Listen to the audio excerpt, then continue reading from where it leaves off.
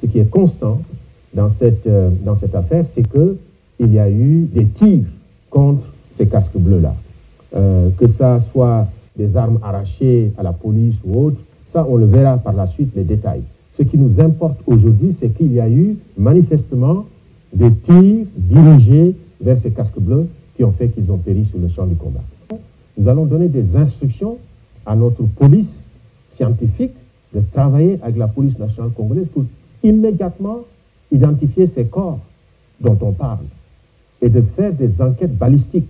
Parce qu'avec les balles qui ont été tirées ou je ne sais pas quoi, on peut identifier, parce que nous, tous nos armes sont marquées, toutes nos munitions sont tracées. Nous avons une base de données et nous allons enquêter sur ces choses-là de façon claire, de façon transparente, et ceci va être mis à la disposition du public. Donc je peux vous assurer qu'en tout cas, nous ne pouvons pas décider de partir. Encore une fois, c'est le gouvernement qui nous a accueillis, c'est le Conseil de sécurité qui nous a instruits. Donc oui, nous sommes à Goma.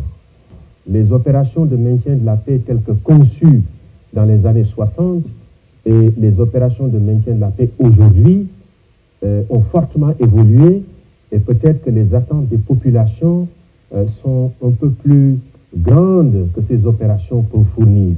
Regardez aujourd'hui ce qui se passe au Mali, regardez ce qui se passe avec la mission des Nations Unies à MINUSCA, et j'aime le rappeler d'ailleurs, regardez ce qui se passe avec la mission des Nations Unies qui se trouve à la frontière entre Israël et le Liban, sur lequel j'ai travaillé pendant plusieurs années.